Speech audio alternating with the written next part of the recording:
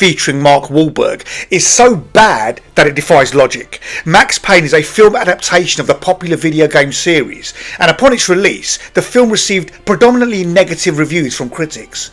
Now, if you thought The Happening was the worst film that Mark Wahlberg had starred in, well, you'd be right. But Max Payne gives a damn good run for its money, managing to ride roughshod over the original game's plot and failing to give the lead's desire for a bloodthirsty revenge any explanation until way over halfway through the film. It's an all-around blazing backfire. Now, the redeeming features of this film are the shootout scenes. They're reasonably engaging and they're quite frequent, which keeps the film somehow, God knows, going forward. The movie, though, is a series of glum interrogation scenes that lead nowhere special, with not quite a sci-fi urban murkiness that makes it look like someone was trying to shoot Blade Runner in Cleveland. On Rotten Tomatoes, Max Payne holds an approval rating of 16% across about 150 reviews, which means it sucks.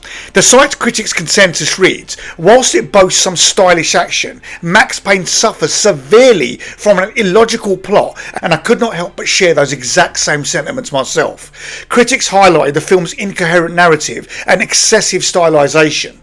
Another critic remarked that the film doesn't help that Wahlberg gives a drab performance, and noted that the rest of the cast doesn't fare much better as well. He also stated that gamers would be very disappointed when comparing it to the game, and even as a revenge film, there is not much here. Despite the critical backlash, the film received moderate box office success, grossing approximately £85 million worldwide.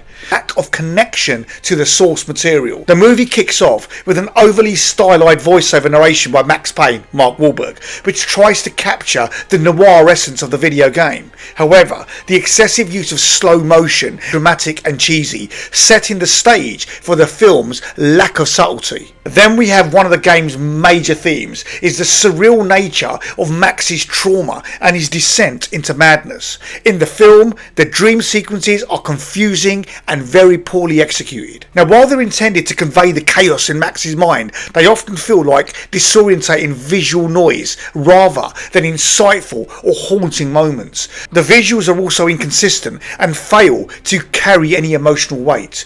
Now, whilst the game had action-filled moments and were immersive and thrilling, the film's action scenes are poorly staged. One standout bad moment is a shootout in a drug warehouse where Max slides through a room on his knees, shooting everyone around him in slow motion. It's overly stylized and feels cartoonish rather than intense or impactful. Now, all throughout the pacing is uneven and the resolution feels rushed and unsatisfying, with very little emotional payoff for Max or the audience, with many of the film's lines cringeworthy and overly dramatic.